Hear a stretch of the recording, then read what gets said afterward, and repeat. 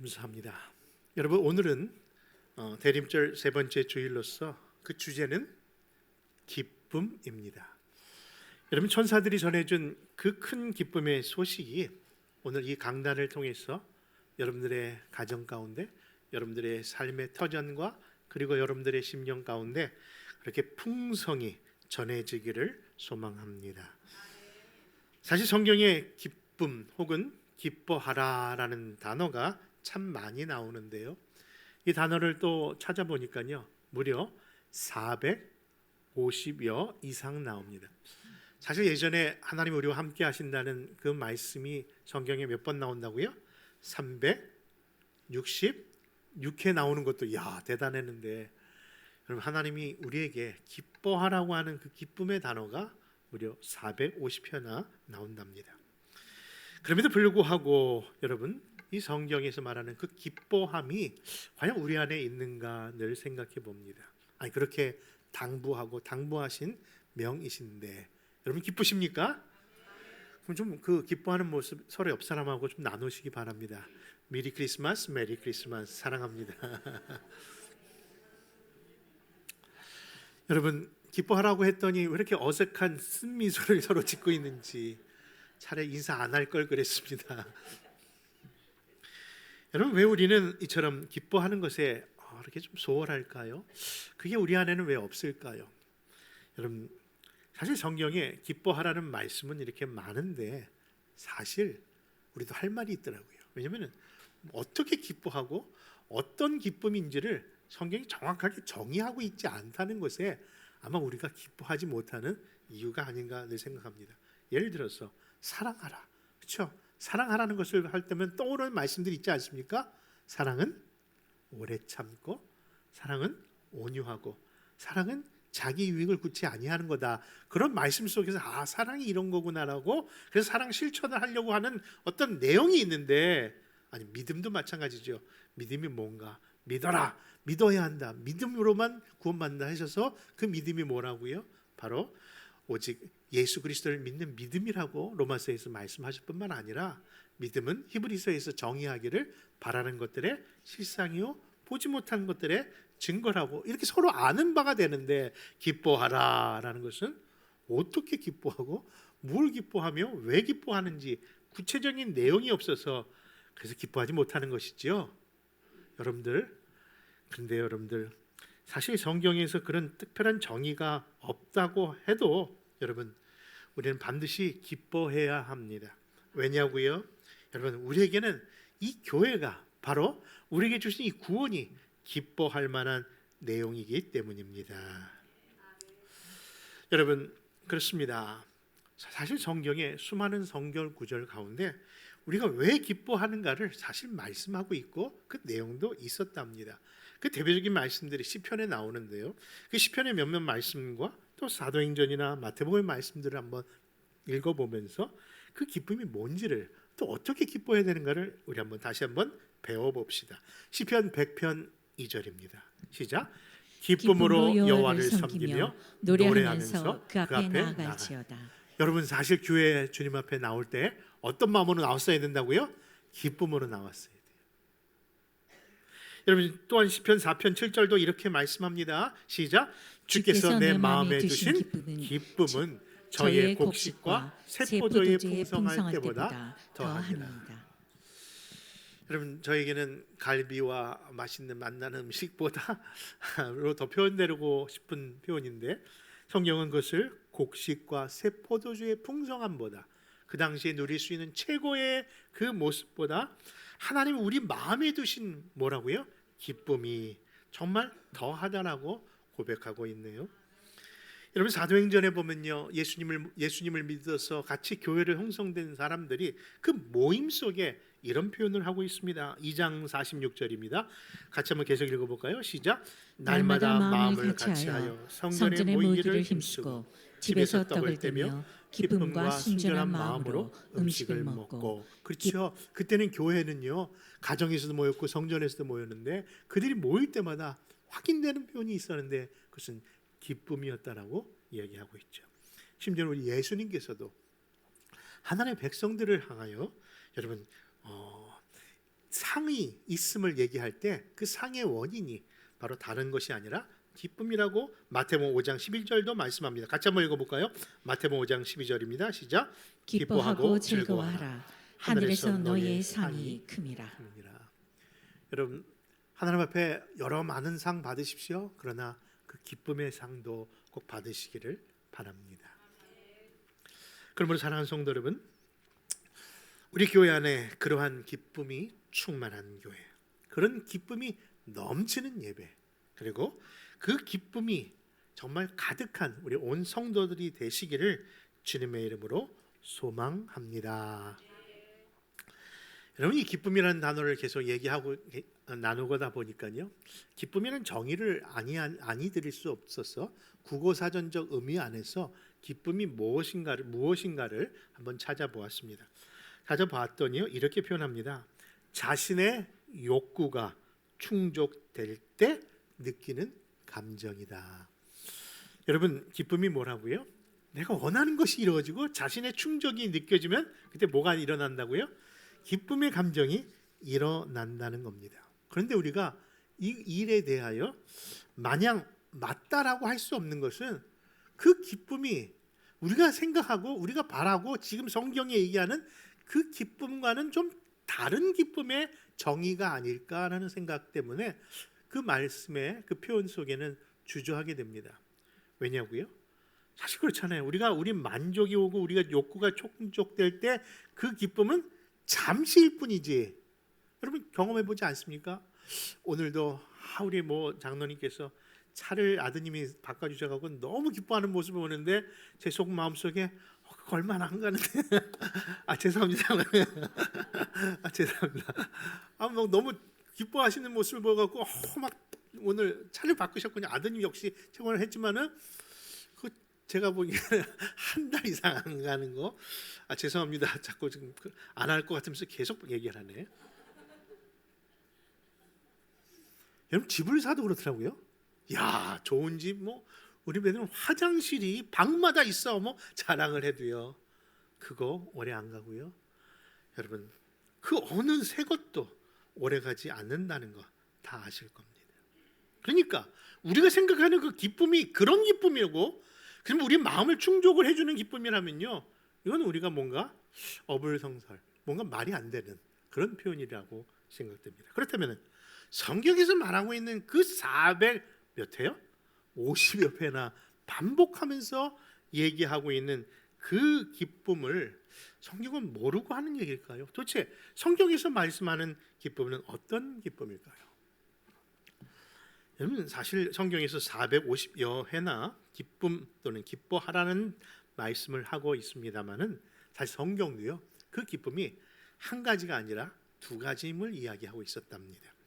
하나는요 마소스라고 하는데요, 마소스, 이 단어의 뜻은 세상적인 우리가 얘기하는 기쁨이라고 표현할 수 있고, 그것을 원어적인 표현으로 해석을 해본다면은 조건부적인 기쁨이라고 얘기합니다. 그러니까 누구 말대로 아까 그 국어사전 표현으로 내가 원하는 바가 충족이 되었기 때문에 하는 기쁨이라는 것이죠.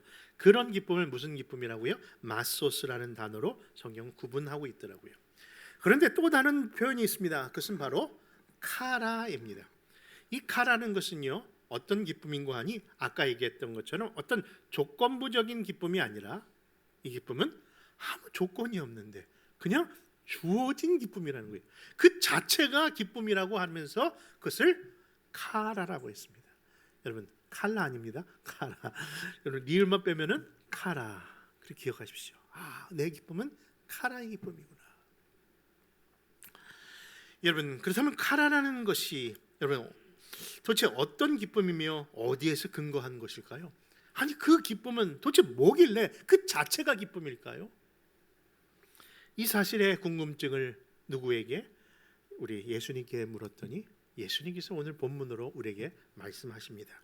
그것이 무엇인지 바로 예수님의 탄생 기사에서 발견할 수 있는데, 오늘 본문 누가복음 2장 10절 11절을 통해서 찾아보겠습니다. 시작.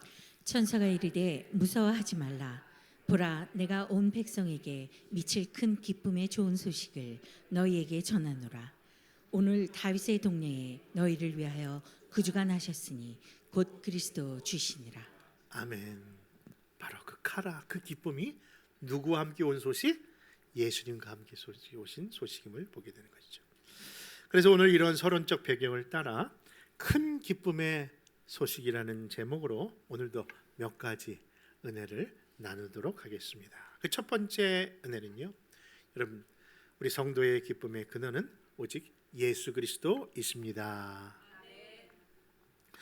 여러분, 공간복음에 보면요, 우리 예수님의 탄생 기사를 다 이야기하고 있어요. 그렇죠? 요한복음과는 달리 공간복음 마태, 마가, 누가복음에서는요, 예수님의 그 탄생의 기사를 다루고 있습니다. 근데 예수님의 그 탄생의 기사와 함께 항상 같이 나오는 단어가 있는데 그 단어가 오늘 주제로 삼은 기쁨이라는 단어예요. 여러분 보십시오. 동방에서 별을 따라 찾아왔던 박사들이요, 그 별이 어디에서 멈추는 거니? 아기 예수님 있는 곳에 멈추는 순간에 그들이 그것을 발견하고 자기들이 감출 수 없는 감격 어린 표현으로 기뻐합니다. 그러니까 예수님을 만나는 순간에 그들의 표현의 감정은 기쁨이었다는 거예요. 예수 그리스도의 길을 예비하러 이 땅에 먼저 6개월 전에 왔던 세례 요한의 출생 가운데서도요, 기뻐하라는 것이 계속해서 반복되면서 예수님의 모든 그 탄생의 기사와 함께 나열된 단어가 바로 기쁨이었다는 것을 보게 됩니다. 그럼 여기서 한번 찾아볼까요? 마태복음 2장과 누가복음 1장입니다. 한번 같이 찾아 있습니다. 시작. 박사들이 왕의 말을 듣고 갈새 동방에서 보던 그 별이 문득 앞서 인도하여 가다가 아기 있는 곳에 머물러 서 있는지라. 그들이 별을 보고 매우 크게 기뻐하더라. 너도 기뻐하고 즐거워할 것이요 많은 사람도 그의 태어남을 기뻐하리니. 여러분, 그렇습니다. 바로 그 예수님의 탄생의 속에는 이 기쁨이라는 단어가 있었던 것이죠. 예외가 아닌 것은 바로 마리아와 엘리사벳 역시 서로의 태중에 아기가 있는데 그 둘 어미가 된 그 마리아와 엘리사벳만 그 기뻐하는 것이 아니라 심지어 그 태중에 있는 세례 요한이나 우리 예수님도 기뻐하셨답니다. 우리 한번 말씀 한번 찾아볼까요? 누가복음 1장 44절과 45절입니다. 시작. 보라, 내 문안하는 소리가 내 귀에 들릴 때에 아이가 내 복중에서 기쁨으로 뛰놀았도다. 주께서 하신 말씀이 반드시 이루어지리라 하고 믿는 그 여자에게 복이 있도다. 여러분, 그러므로 이 기쁨의 근원은 바로 예수 그리스도이시고 예수 그리스도의 탄생 속에는 늘 이런 기쁨이 넘쳐난 것처럼, 사랑하는 우리 성도 여러분, 이 기쁨의 소유자가 이제는 저와 여러분 되시기를 주 예수의 이름으로 축원합니다. 두 번째 교훈입니다. 그것은 바로 이 기쁨을 항상 누리기 원하신다면 그 기쁨의 주체이신 주 안에 거하시는 성도들 되시기를 바랍니다. 오늘 본문 누가복음 2장 11절과 12절 한번 같이 읽어볼까요? 시작. 오늘 다윗의 동네에 너희를 위하여 구주가 나셨으니 곧 그리스도 주시니라. 너희가 가서 강보에 쌓여 그 위에 누워 있는 아기를 보리니 이것이 너희에게 표적이니라 하더니. 여러분, 그렇습니다. 우리가 기쁨이라는 것을 알았는데 이 기쁨을 누리기 위해서는요, 그 기쁨 자체이신 우리 예수님을 모시고 살아야 한다는 것이죠. 그것이 흔들릴 때 우리에게 뭐가 사라지는 거예요? 기쁨이 사라질 것입니다. 여러분, 사람이 난 자 중에 가장 큰 자가 있다면서요. 그래서 성경은 누구라고 얘기합니까? 세례 요한이라고 얘기합니다. 그는 광야에서 메시아의 길을 예비한 자이고요, 이 땅에 보내심을 받은 자로서 정말 충성스럽게 그 예수님의 그 길을 예비한 구약 성경에 정말 마지막이고 처음 되는 그런 선지자였다고 할 수 있습니다. 대단한 분이죠. 그런데 불구하고 그가 환경적으로 어려움이 처하자, 무슨 어려움이요? 헤롯 왕이 그를 죽이려고 감옥에 그를 가둬주고 이제 내일이면 형장의 이수로 사라지는 그 순간 속에 이 사람이 난 자 중에 큰 자라고 했던 세례 요한의 그 심령이 갑자기, 그 신앙이 흔들리기 시작하는 부분이 갑자기 등장합니다. 왜 그런 것을 표현하냐고요? 성경이 그것을 얘기하고 있기 때문에 제가 말씀드리는 거예요. 어떻게 흔들렸냐고요? 그 증거가 뭐냐면은 자기 제자들이 왔을 때 그걸 그 감옥에서 물어보라고 청을 합니다. 뭘 물어보라고요? 바로 예수님이 정말 그 나사렛 예수가 진짜 하나님의 아들인가를 한번 가서 좀 물어보라고. 그동안 예수님을 그렇게 증거하더니 이 순간 속에, 그 어려운 순간에서는 그의 신앙이 흔들려져 있었음을 드러낸 겁니다. 그런 의미에서 여러분, 아마 저와 여러분들도 그런 모습이 있지 않을까 생각합니다. 왜냐하면 환경이 어려움에 오면요, 아무리 하나님의 부르신 종이라 할지라도, 심지어는 목사라 할지라도, 주의 종이고 장로요, 직분자라 할지라도요, 그런 어려움 속에는요 신앙이 흔들릴 수 있다는 것이죠.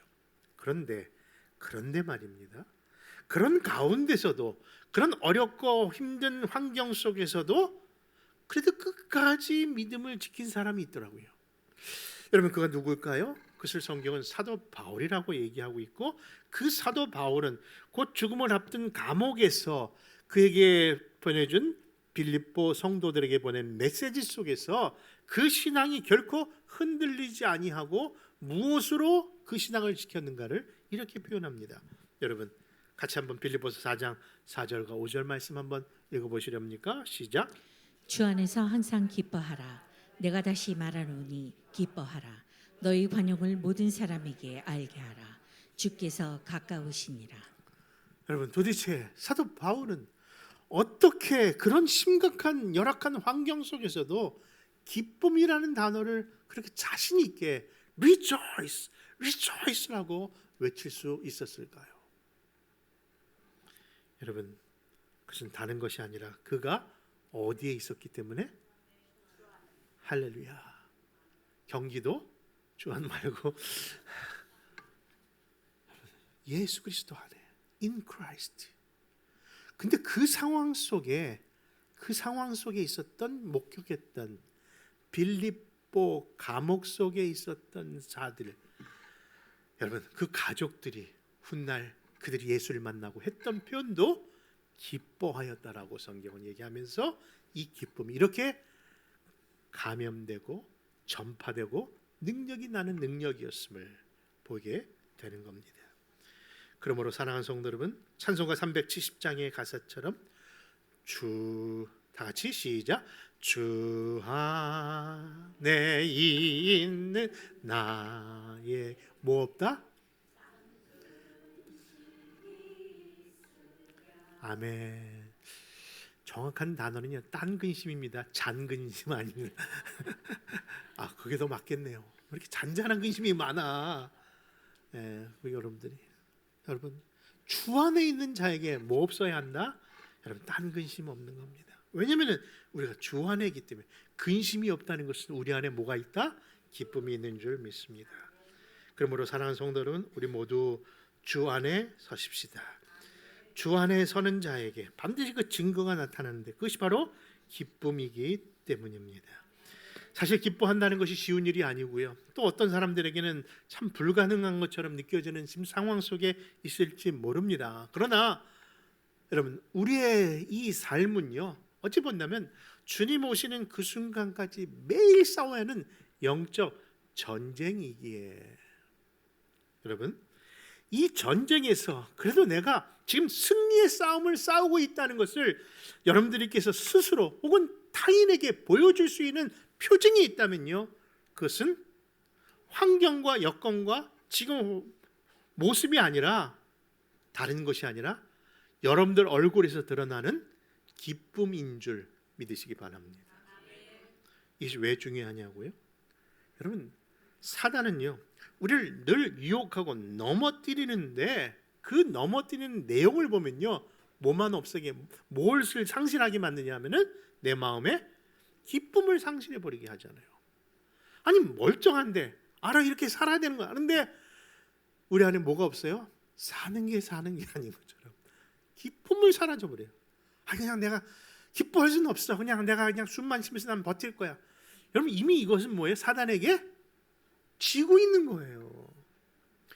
여러분, 그런다면서요, 전쟁에서 승리를 알리는 그 당시 옛 방식이 뭐 전화를 하겠습니까? 전보를 치겠습니까? 다른 방법이었는데, 그 성 안에 무슨 깃발? 바로 아군의 깃발이 흔들리고 있으면, 펄럭이고 있으면 우리가 지금 이긴 싸움이라는 것을 알듯이, 그 승리의 깃발을 통해서 그것을 알듯이, 성도는요, 죄송하지만은 여러분들의 얼굴에서 이미 자신이 승리하는 싸움을 싸우고 있는지 아니면 그냥 살고 있는지를 드러내고 있다는 거예요. 여러분, 이 순간 옆 사람 절대 쳐다보지 마십시오. 네, 나름대로 숨기고 싶은 일이 있는데, 그러나 여러분, 하나님 앞에 자신의 얼굴을 확인하십시오. 나는 지금 기뻐하고 있는가? 아니면 그 기쁨을 상실하고 있지는 않은가? 그러므로 사랑하는 성도 여러분, 이 영적 승리의 표징인 이 기쁨을 반드시 회복하기 원하신다면 어디서 살자? 주 안에 사시는 저와 여러분 되시기를 바랍니다. 세 번째, 평안과 평화는요, 누구에게 약속된 것인고 하니 기뻐하는 사람들에게 약속되었다는 것을 기억하십시오. 여러분, 기쁨은 누구에게 주신다고요? 기뻐하는 자에게 주신다는 거예요. 그것이 나타나는 것이 마음속의 평안과 평안입니다. 그것을 성경은 이렇게 표현합니다. 누가복음 2장 13절과 14절 한번 읽어볼까요? 시작. 호련히 수많은 천군이 그 천사들과 함께 하나님을 찬송하여 이르되 지극히 높은 곳에서는 하나님께 영광이요 땅에서는 하나님이 기뻐하신 사람들 중에 평화로다 하니라. 여러분, 하나님이 우리에게 기쁨을 주시는데 바로 하나님도 하나님이 기뻐하시는 사람들이 따로 있다는 것이죠. 그에게 약속된 것이 평화인 것이죠. 여러분, 그런데 그 사실을 너무나 잘 알고 있는 악한 영 사단은요, 어떻게든지 성도들의 뭘 빼앗으려고요? 그 기쁨을 빼앗으려고요, 온갖 방법을 다 동원합니다. 어떤 사람에게는요, 건강의 문제를 흔들어서 그 기쁨을 사라지게 하고요, 어떤 사람은 재물, 어떤 사람은 사업의 문제, 이런 모든 장애물을 둬서 그냥 그 믿는 사람들에게 뭘 빼앗으려고요? 기쁨을 빼앗으려고 얼마나 달려드는지. 그런데 그 사단이 하는 방법 중에 자주 성도들을 넘어뜨리는 여러 가지 곧 장애물 중에 가장 쉽게 무너지고 가장 사단이 자주 쓰는 장애물이 있는데, 혹시 그 장애물이 뭔지 아십니까? 아까 얘기했죠. 건강도 나왔고 또 재정적인 거. 근데 뭐가 안 나왔어요? 사람 장애물이 안 나왔어요. 그거 신기하지 않습니까? 사단이 가장 자주 쓰는 그 장애물이 사람인데, 그것은 웬만하면 다 넘어가. 웬만하면 다 거기서 자빠져요. 여러분, 근데 안타까운 것은 꼭 이런 사람 장애물은 그걸로 인해서 그 사람 자체가 싫어져요. 이상하죠. 여러분, 건강 문제로 장애물이 생겼고 사업 문제로 사업이나 재물이었는데 그냥 그 자체가 싫은 건 아닌데, 우리는 누가 싫어요? 그냥 그 인간이 싫어.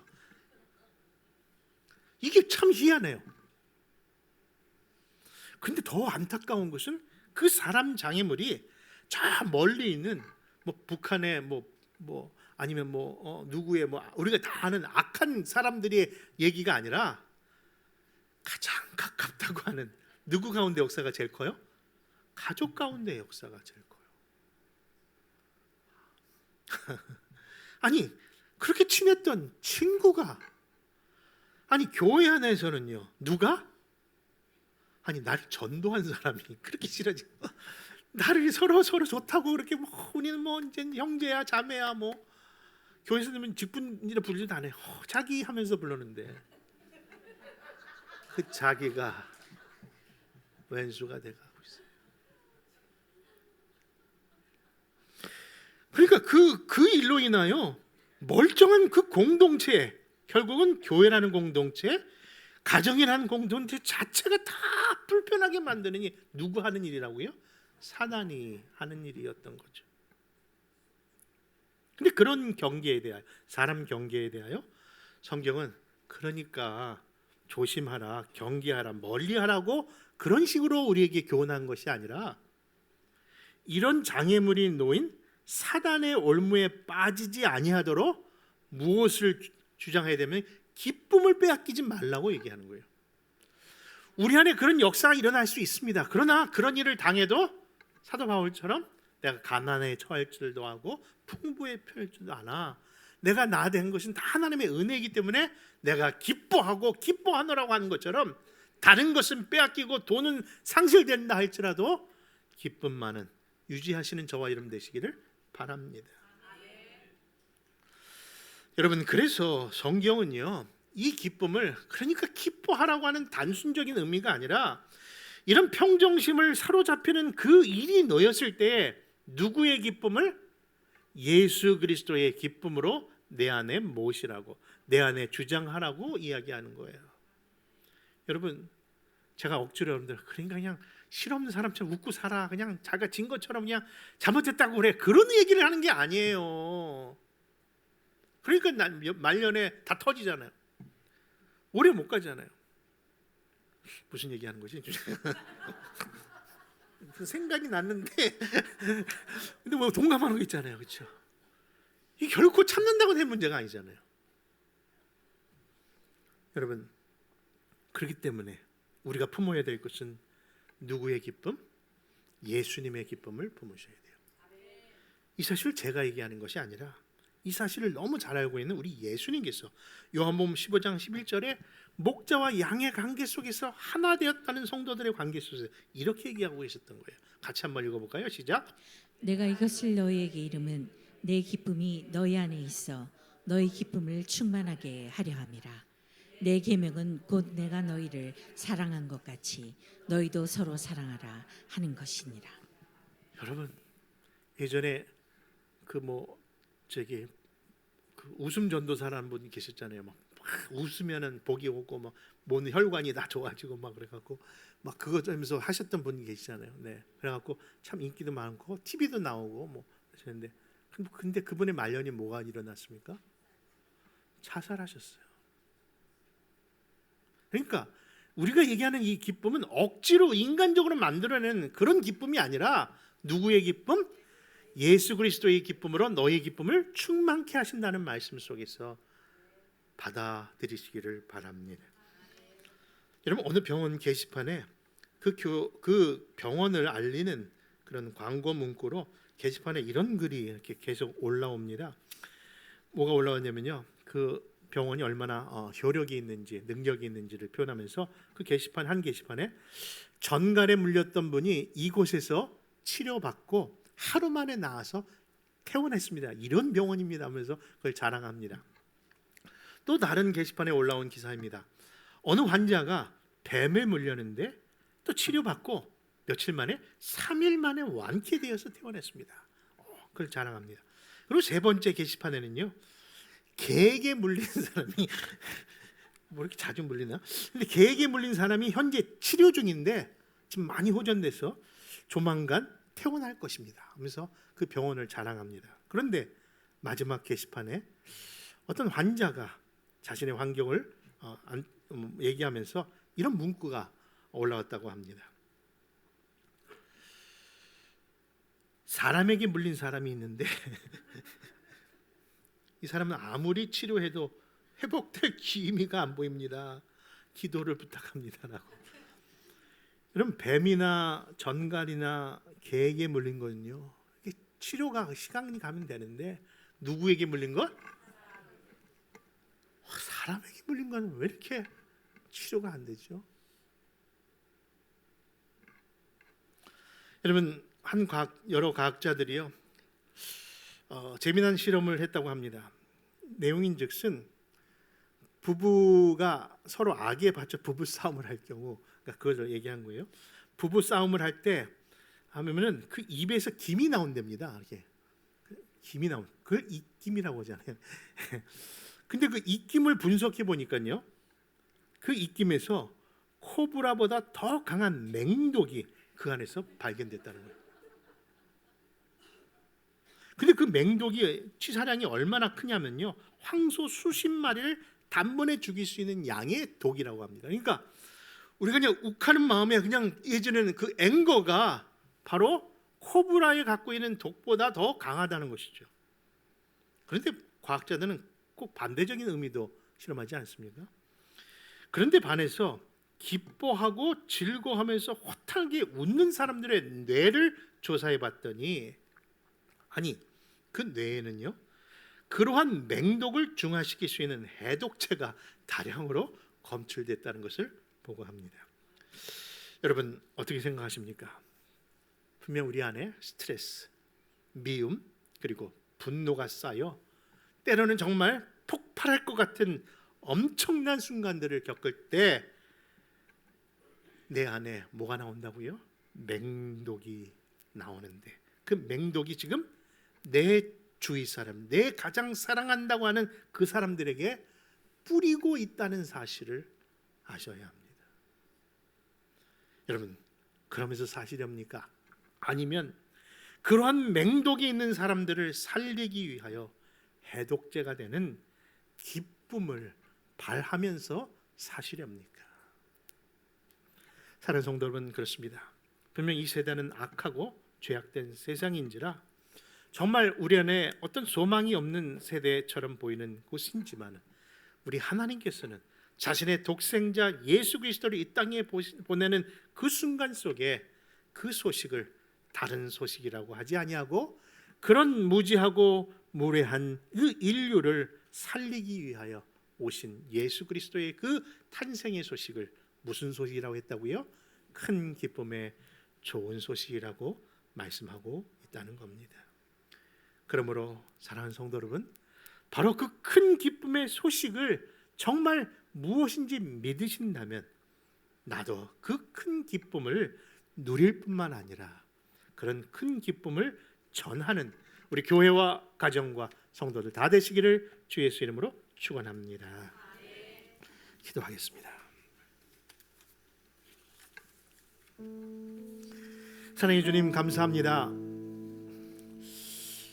너희 안에 다른 것을 품지 말고 내 기쁨이 너희 안에 있기를 원하신다 하면서 이 구원의 현장 속에 우리의 삶에 지칠까 봐 우리에게 기쁨을 주시는 주님, 내 안에 예수님이 계신다고 하는데 내 얼굴은 왜 이런지, 내 표정은 왜 이런지, 나의 입술은, 나의 손발은 어디를 향하여 있는지 다시 한번 아버지 이 성탄의 계절에 이 땅에 오신 그 기쁨의 소식을 받은 자로서 온전한 기쁨을 회복하며 그 기쁨을 전하는 우리 교회와 가정과 성도들이 되게 하여 주옵소서. 그 기쁨을 주신 주님을 두 손들어 찬양합니다. 주님을 사모합니다. 하나님 귀한 우리 저희들을 만들어 주옵소서. 예수님의 이름으로 기도합니다.